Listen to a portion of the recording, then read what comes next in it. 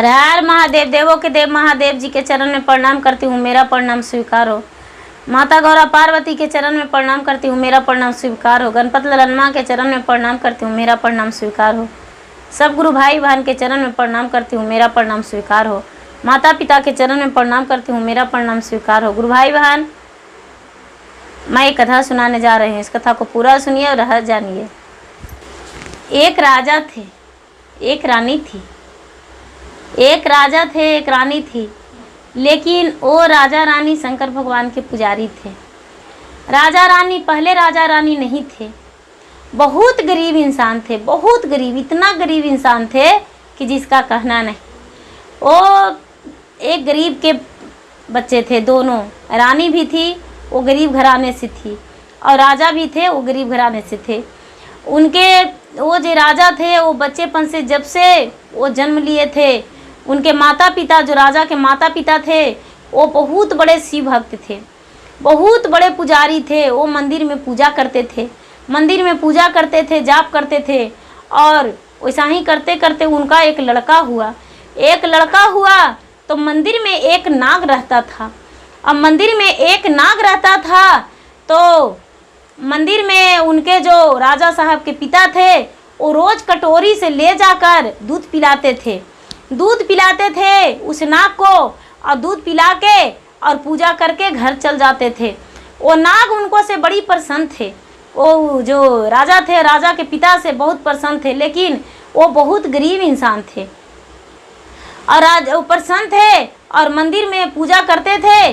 पूजा करते करते रानी भी जाती थी, पूजा करती थी, और हर रक्षाबंधन में वो नाग के रानी राखी बांधती थी, राखी बांधती थी। और वैसा ही करते करते करते करते करते बहुत दिन हो गया।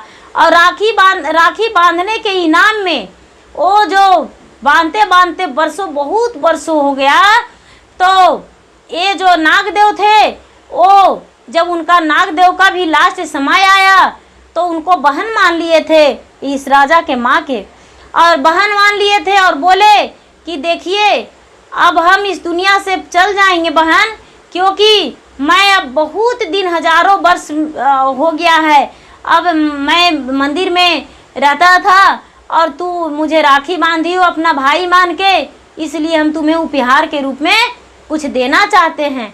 ये जो रानी थी इस राजा के माँ, वो बोले कि ठीक है, क्या दीजिएगा नागदेव, दीजिए, मैं आचरे पसार कर लेने को लिए तैयार हूँ। ये सोच रहे थे बेचारी 2-4 रुपया धन देंगे और क्या देंगे, मंदिर से रखे होंगे मुझे मेरे लिए तो वही देंगे। ये आंचल फैलाई तो ना आंचल में अपने जो मनी था वो मनी को उगल दिए, मनी को उगल दिए, और उगल के और इन्हें आंचल में दे दिए, आंचल में दे दिए। ये जो राजा की माँ थी, उनका पूरा नज़र जगमगाने लगा, पूरा बेचैन हो गए, उनका आंखें झलमला गया और कहने लगे कि नागदेव ये क्या दिए हैं। बोले कि देखिए बहन, मैं ये क्या दिया हूँ वो तो पता नहीं है, तुम घर जाओ पता चल जाएगा। ये जो रानी थी वो रानी लेकर और अपना घर आई। घर आई तो देख रही अपना घर में मनी रखते हैं, और इनका घर धीरे धीरे संपत्ति होने लगा। इनका शहर में सवैया कोई भी काम करते थे तो इनका सोचा हुआ काम पूरा होता था, कार्य को पूरा होने में कोई संकोच नहीं होता था, कोई समय नहीं लगता था, बहुत जल्दी हो जाता था। ये मदनी के रहने से इनका संपत्ति बहुत ज़्यादा होने लगा। धीरे धीरे धीरे धीरे धीरे इनका जो पुत्र थे बड़ा हुए, राजा साहब जो राजकुमार थे वो बड़ा हो गए, और ये यहाँ के बहुत बड़े जमींदार और राजा बन गए। राजा बन गए तो उनके माता पिता तो स्वर्ग को वास कर गए, लेकिन पुत्र रहे तो रहे तो ये भी शंकर जी का पुजारी निकले। शंकर भगवान के उनके कुल खानदान में सारा लोग पूजा करने लगे, और ये भी पूजा करते थे, ये भी पूजा करते थे। इनको माता बोली थी कि देखो बेटा कुछ मत करना, लेकिन जब रक्षाबंधन आएगा तो जो मंदिर में गणेश जी हैं उन्हें राखी जरूर बांधना, और गणेश जी के राखी बांध देना, क्योंकि शिव जो हैं जो तुम्हारे पिता के समान हैं और गुरु भी हैं और भगवान भी हैं, इसीलिए गणेश जी को राखी बंधवा देना अपने पत्नी से। उनकी पत्नी भी गणेश जी के मंदिर में जाके और गणेश जी को राखी बांधती थी। उनके माता तो नाक के राखी बांधती थी, लेकिन पत्नी गणेश जी की राखी बांधती थी, भाई मानती थी और बांधने लगी। वैसा ही करते करते राजा के शादी का बहुत दिन हो गया, एक भी संतान नहीं था। संतान नहीं था तो राजा बड़ी दुखी रहने लगे। राजा दुखी रहने लगे और भगवान से पूरा प्रार्थना करने लगे कि भगवान आप मुझे संतान नहीं दे रहे हैं, मेरे प्रजा में बहुत नाम क्या रहेगा, मुझे तो धन इतना दे दिए हैं लेकिन संतान नहीं दिए हैं। भगवान बोले संतान होगा तो एक नहीं होगा, 8 कन्या होगी, बोलो तुम्हें मंजूर है। राजा साहब अपने पत्नी से इस बात को पूछे कि रानी साहब, शंकर भगवान बोले हैं, माता पार्वती बोले हैं कि तुम्हें संतान होगा 8 कन्या, क्या मंजूर है? ए रानी बोली अच्छा तो है, 8 कन्या तो होगी, इससे क्या दिक्कत है, 8 कन्या को हम पोस लेंगे, पाल लेंगे, संभाल लेंगे, इससे कोई दिक्कत नहीं है, 8 कन्या ही ना है, इससे क्या दिक्कत है। राजा के रानी गर्भवती रह गई। धीरे धीरे धीरे धीरे समय आने पर एक कन्या पैदा ली। वैसा ही करते करते करते करते 8 कन्या पैदा ली। 8 कन्या पैदा ली। राजा साहब बड़ी खुश रहते थे कि मुझे 8 कन्या है। और राजा साहब जब उनकी बच्ची छोटी थी तो राजा साहब किसी भी रैन में हारते थे नहीं और जीत कर ही आते थे, जीत कर आते थे। कोई काम भी करते थे तो उनका हो जाता था। लेकिन धीरे धीरे जब इनकी कन्या बड़ा होने लगी तो राजा साहब के पास बड़ी अफवाह सुनने को मिला और राजा साहब अपने बेटी को दरवाजे से बाहर कभी अपने नज़र के सामने होते नहीं देखे थे और नहीं होती थी, कभी नहीं बाहर जाती थी। और राजा साहब को लोगों ने बहुत अफवाह किए कि राजा साहब के बेटी नाच करने जाती है, राजा साहब के बेटी कोई राजकुमार से मिलने जाती है, राजा साहब शादी नहीं कर रहे हैं, 8 कन्या है, राजा साहब की बेटी गलत करती है, ये करती है, वो करती है। गुरु भाई बहना, आज भी लोग अफवाह करते हैं सच्चे इंसान को, और पहले भी अफवाह करते थे। ठीक उसी तरह राजा के भी अफवाह कर रहे थे। राजा बहुत चिंतित रह रहे थे, लेकिन अपना बेटी को कभी गलत नहीं देखे थे। रानी और राजा तो बेटी से कुछ पूछते थे नहीं। क्या किए कि राजा को जब ऐसा सुनने को मिलने लगा, पूरा प्रजा ऐसे झूठ मूठ के ताना मारने लगे, तो राजा कहने लगे, राजा यही लगता था प्रजा को कि राजा कह देंगे तो राजा का जो कन्या है उससे शादी करने को लिए हम लोग कहेंगे और शादी कर लेंगे। क्योंकि राजा को जो कन्या थी वो कोई ऐसा मानव नहीं थी, वो 8 परी थी, इंद्रलोक के परी थी और 8 में 8 गुण था। ये परी लोक का परी थी,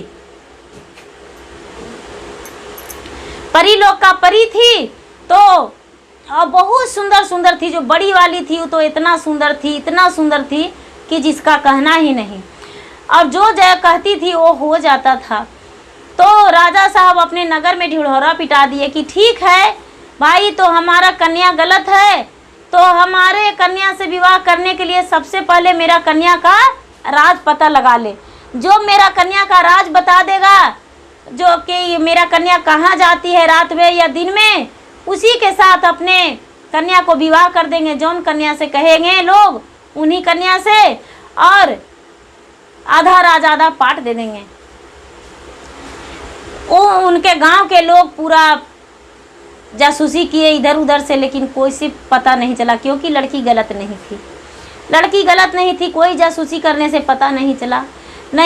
तो बाहर के राजकुमार आए। इस बात को सुन के राजा के बोले, राजा साहब आपका बेटी का हम पर्दाफाश कर देंगे। आपका बेटी क्या करती है, कहाँ जाती है, किससे मिलती है, हम बता देंगे। बोले ठीक है, बहुत अच्छे की बात है, बता दो।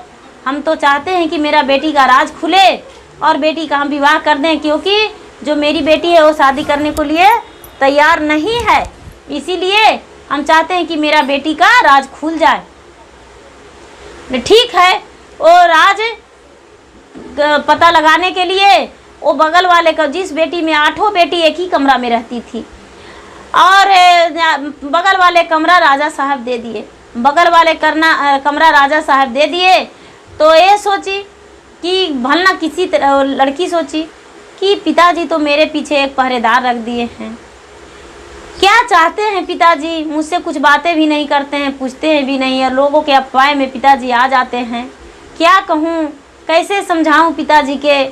अच्छा कोई बात नहीं, इससे तो हम ऐसा कर देंगे कि जिसका कोई अता पता ही नहीं चलेगा। जो छोटी वाली लड़की थी वो 8 लड़की थी तो 8 चीज़ जानती थी। जो छोटी वाली लड़की थी वो क्या की कि एक गिलास में पानी ली और कानी अंगुली डुबा दी। कानी अंगुली डुबा दी और ले जाके और इस राजकुमार के कमरे में चली गई। राजकुमार इसे देखकर मोहित हो गए और देखने लगे कि अरे इतना सुंदर लड़की है भाई, इससे तो आप अगर जो शर्त जीत जाएंगे, शर्त और पर्दाफाश कर देंगे इसके बारे में, तो हम बोलेंगे छोटी कन्या से शादी करेंगे। ये तो बहुत अच्छी है, कुछ बोल ही नहीं रहे हैं, हक्के बक्की इनका बंद हो गया। हंसते हंसते लड़की एक मोरनी की तरह बोली, भाई आप शरबत पिएंगे, हम आपके लिए शरबत लेकर आए हैं। बोले हाँ, आप खुशी से पिलाएंगे तो हम पी लेंगे। ये लड़की क्या की कि उन्हें शरबत हाथ में धरा दी, वो जो पानी ले थी वो धरा दी। इनका पीते ही पूरा नींद आ गया। ये लड़की क्या की कि अपना सुला के और अपना कमरा से उसको निकल गई, उसको कमरा से निकल के और अपना कमरा में चल गई और जाके और खिड़की दरवाज़ा सगरों से बंद कर दी और अपना जो करती थी वो करने लगी, जहाँ जाती थी वो चली गई, पूरा चारों तरफ से पैक कर ली। ऐसा ही करते और वो जो 2 दिन हो गया, दोनों दिन वैसा ही लड़की सुला दी तो राजा साहब बोले कि मेरा बेटी का पर्दाफाश हुआ, मेरे बेटी का राज पता चला। ये लड़का बोला, राजा साहब मैं हार गए, मुझसे पता नहीं चला, मुझे अब जेल खाने में आप डाल दीजिए। ये राजा साहब जेल में डाल दिए उसको, कारागार में वो लड़का चला गया। वैसा ही करते करते बहुत सारे लड़के को राजा साहब कारागार में डाल दिए, किसी से राज नहीं पता चला। एक महर्षि थे, वो जंगल में रहते थे, वो बहुत बड़े महर्षि थे। वो 12 वर्ष सोते थे और 12 वर्ष जागते थे। जब सोते थे तो भोजन तो करते थे नहीं, जब जागते थे तो भोजन करते थे। जब 12 बरस सोते थे 12 बरस जागते थे, उस महर्षि के साथ एक शिष्य रहता था।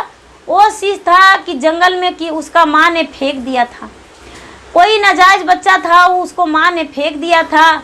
और माँ ने फेंक दिया था तो ये महर्षि उस बच्चे को पोस लिए थे और जिस तरह से शिक्षा दिए थे वो बच्चा शिक्षा लिया था और महर्षि पोस रखे थे और महर्षि के साथ वो बच्चा रहता था और उसे पोसे पाले थे, उसे अपना शिष्य बनाकर और जैसे रखे थे वैसे रहा था। वो महर्षि का समय पूरा हो गया तो महर्षि कहने लगे इस लड़का से कि देखो बालक, तूने तो मुझे बहुत सेवा किया है और इस कुटिया में तो कुछ है नहीं, हम तुम्हें तो पोसे पाले सब कुछ किए, तुम्हारे माता पिता को तो नाम जानते हैं नहीं कि कौन है, लेकिन इतना जरूर कहेंगे कि तुम्हारा राज मिल जाएगा।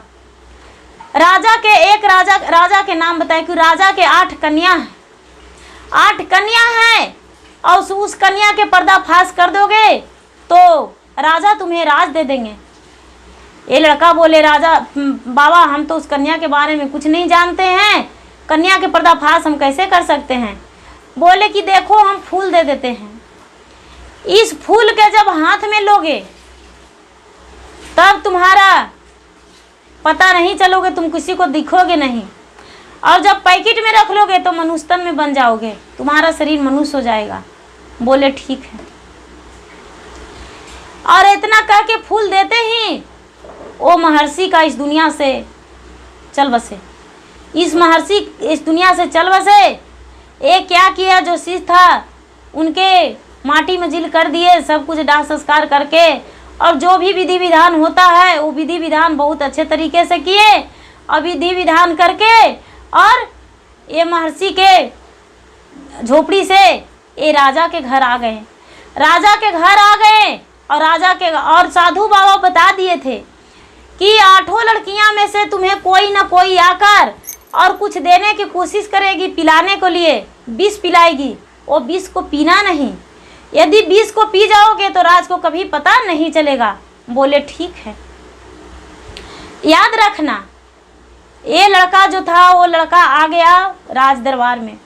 राज दरबार में आया और राज दरबार में आकर और राजा साहब से बोला कि राजा साहब, आपका बेटी का पर्दाफाश हम कर देंगे। आपका बेटी कहीं भी जाती होगी, किसी से भी मिलते होगी तो हम पर्दाफाश कर देंगे। बोले ठीक है, अच्छे काम में भी और बुरे काम में भी सब कुछ को हम आपके सामने बात को ला देंगे। बोले ठीक है। बोले राजा साहब कि देखो, हजारों लड़का जो है राजकुमार वो तो कारागार में है, लेकिन तू भी कारागार में जाने को लिए तैयार हो जाना। बोले ठीक है, मुझे फांसी दे दीजिएगा, लेकिन कारागार में हम नहीं रहेंगे और नहीं तो पर्दाफाश करेंगे, मेरा शर्त यही रहा राजा साहब। बोले ठीक है। ये लड़का के वही जो जिस रूम में देते थे सबको वही रूम दे दिए, लड़की के, अपने लड़की के बगल वाले। लड़की सोची कि अरे किसी तरह से ना किसी तरह से भला मेरा राज जान जाए। वो बड़ी वाली जो राजा के बड़ी लड़की थी, वो रात में जब सब कोई सो गए तो इस लड़का के कमरा में गए, वही शरबत लेकर अपने कानी अंगुली डुबा दी पानी में और शरबत लेकर गई। शरबत लेकर गई और हंसने लगी, राजकुमार से बहलाने लगी।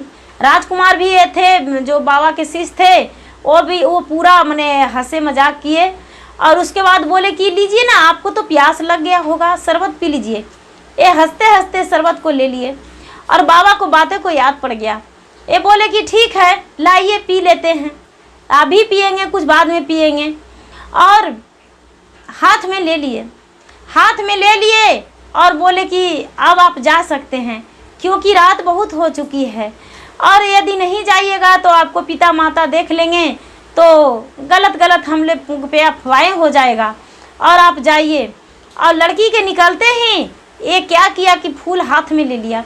फूल हाथ में ले लिया तो लड़की को लगा कि ये सो गया होगा। लड़की के पीछे से इसके कमरे में घुस गया। लड़की के पीछे कमरा में घुस गया तो लड़की क्या किया कि पूरा चौबगल से अपना कमरा को पैक कर लिया। अब पैक कर लिया और जो पलंग बिछा हुआ था वो पलंग हटा दिया। अब पलंग हटा दिया और धरती को पूजा किया कि हे धरती, तू जल्दी से मेरे परी लोक का द्वार खोल दो। धरती फट के और एक सुंदर सा सीढ़ी सा बन गया और धरती में परी लोक का द्वार खुल गया। ये जो 8 बहनें थी वो परी लोक के द्वार से चली गई और पीछे इस लड़का भी चला गया, क्योंकि हाथ में फूल ले लिया था तो इसका ये तो अलोप हो गया, किसी को दिख नहीं रहा था। तो ये परी लोक चल गया। जब परी लोक चल गया तो एक नदी मिला, उस नदी में नाव पर पार होने लगा 8 परियां। तो ये लड़का भी नाव पर चढ़ गया, लेकिन लड़की को पता नहीं चला, किसी को केवट का भी पता नहीं चला। वो केवट तो परी लोक का केवट था, ये लड़का भी कोई आम साधारण बालक नहीं था। ये भी भगवान का पतिया खा के कभी भोजन का मर्म नहीं जाना था, इसीलिए पतिया खा के पला था, शिष्य था महर्षि का। तो नदी भी पार हो गया। नदी पार हो गया तो एक महल था। महल में देखा कि बहुत सारे परी हैं, इतने सारे परी हैं, पूरा नाच गान हो रहा है, खाली वहाँ परी ही है। इसे लगा कि हम बाबा के जो सेवा किए हैं और वही आज मुझे पुण्य मिल गया है कि हम जीते जी स्वर्ग वास कर गए हैं। ये तो बहुत अच्छा के बात है कि हम राज दरबार में आए और ये सब मुझे देखने को लिए मिला। अब तो लगता है कि मुझे जाने का मन ही नहीं करता है, यहाँ रहने का यदि मिलता तो हम रह जाते। ऐसा कह के और देखने लगा तो देख रहे हैं कि कुछ परी आए और इन 8 के कान में कुछ बोले और एक घोड़ा आया। वो घोड़ा उड़ता था, वो घोड़ा आया और 8 घोड़ा पर सवार हो गए और ये भी पूंछ में लटक गया और बहुत दूर तक सैर किए पूरा परीलोक में सैर करके। और फिर जब सुबह हुआ तो वापस आ गए। 2 दिन का वक्त था, दोनों दिन उसी तरह ये राजकुमार देखा जो भगवान महर्षि का शिष्य था, उसी तरह देखा। जब उसी तरह देखा तो राजा के राज दरबार में गया। राज दरबार में जाके और राजा के जो पान का बीरा लगा हुआ था उठा के चबा गया। राजा साहब बोले बीरा तो चबा गया, लेकिन मेरा राज बताया। बोले राजा साहब, आपका जो इतना अफवाहें है वो सब गलत है। लड़की के बारे में आपको कोई गलत फहमी डाल दिया है। आपका लड़की 8 परी है, परी लोक के रानी है, परी हैं, और कहीं गलत जगह कोई राजकुमार से मिलने नहीं जाती है, कोई नाचने गाने नहीं जाती है, कोई कहीं नहीं जाती है, कोई गलत नहीं है। राजा साहब आपका जो बेटी है वो परी लोक जाती है और परी लोक में सैर करती है, और जैसे लगता है कि स्वर्ग मिल गया। हम तो गए तो अपना आपके बेटी के साथ तो स्वर्ग मिल गया, और जो वहाँ उनके साथ रहें तो इतना अच्छा लगा, इतना अच्छा लगा कि लग रहा था कि हमको अब पृथ्वी पर वापस नहीं जाए, लेकिन यहाँ तो राज बताना था इसलिए वापस आए। आप अपना बेटी से पूछ लीजिए। राजा साहब क्या किए कि 8 बेटी से जाके पूछे कि ये सच बोलता है या भावना में बह गया है, मेरी बेटी को सुंदरताई देखकर जो झूठ बोल रहा है। ये जाके अपना बेटी से पूछे कि बेटी ये जो राजकुमार है ये कुछ बता रहा है, क्या सच है? 8 बेटी बोली, पिताजी क्या बातें हैं बताइए, आप कभी तो कुछ हम लोग से पूछते हैं नहीं, और अफवाहें में भावनाओं में बह गए हैं, और आपको ये भी नहीं समझ में आता है कि क्या सही क्या गलत है। क्या बात है बताइए, क्या आप चिंता, क्या चीज़ आपको चिंता सताया जा रहा है? ये जो राजा साहब थे वो बोले कि बेटी ये जो है राजकुमार वो बोल रहे हैं कि तुम 8 परी लोक जाती हो और परी लोक में रहती हो और सैर करती हो पूरी रात, और उसके बाद सुबह में फिर वापस आ जाती हो। ये बोली पिताजी आप भगवान जी से, शंकर भगवान से मांगे थे पुत्री, तो शंकर भगवान आपको पुत्री तो नहीं दिए, लेकिन पुत्री दिए, लेकिन परी हम 8 बहने थे इन परी लोक का, तो ही 8 का यहाँ भेज दिए, अकेले हम लोग आने के लिए तैयार नहीं थे, तो ही 8 परी हैं पिताजी, तो 8 अपना परी लोक में सैर करने जाते हैं। बोलिए आपको क्या कहना है? ये कैसे जान गए राजकुमार? ये राजकुमार अपनी बातें बताएं कि हाँ हम आपको साथ गए थे, आपको साथ आए, आपको घूमते देखें। ये भी सोचे कि कोई साधारण ये मानव नहीं है, ये भी तो कोई लगता है कुछ है, तब तो मेरे साथ चल गया, आ गया, पता नहीं चला। ठीक है, राजा साहब तो अपने वचनबद्ध कर चुके थे। अपने बेटी से बताए कि बेटी हम तो इन्हें से आधा राज आधा पाट एक कन्या से शादी करने को लिए स्वीकार दी है, क्या तुम्हें स्वीकार है? ये जो बड़ी तो इससे पूछे कि पिताजी कौन कन्या इनको पसंद है, इनसे पूछिए। ये राजकुमार बताए कि हम शादी बड़ी वाली से करेंगे। ये बड़ी वाली से शादी कर लिए, बड़ी वाली से शादी कर लिए, शादी करने को लिए बोल दिए, वचन दे दिए, और राजा साहब पहले धूमधाम से अपने कन्या को, बड़ी कन्या को शादी उस राजकुमार से सजा दिए, रचा दिए, और शादी प्रजा के सामने कर दिए, और जितने जो कारागार में थे उन सबको मुक्त कर दिए, सबको मुक्त कर दिए, मुक्त करके आज़ाद करके छोड़ दिए, आज़ाद कर को छोड़ दिए, और इन दोनों को घर बसा दिए। और राजा जब स्वप्न में सोए हुए हैं रात में, तो स्वप्न में देख रहे हैं आधा राजपाट इनको अभिषेक कर दिए, पूरी राज इनको अभिषेक कर दिए, राजपाट दे दिए, आधा राज का वाद था लेकिन पूरा राज दे दिए। और राजा स्वप्न में देख रहे हैं कि शंकर भगवान मुझे सपना में कह रहे हैं कि राजा तूने तो बहुत गलत किया है, तू तो आधा राज का बात किया था, लेकिन उन पे क्या जानते हो उसके बारे में जो तू सारा राज दे दिया।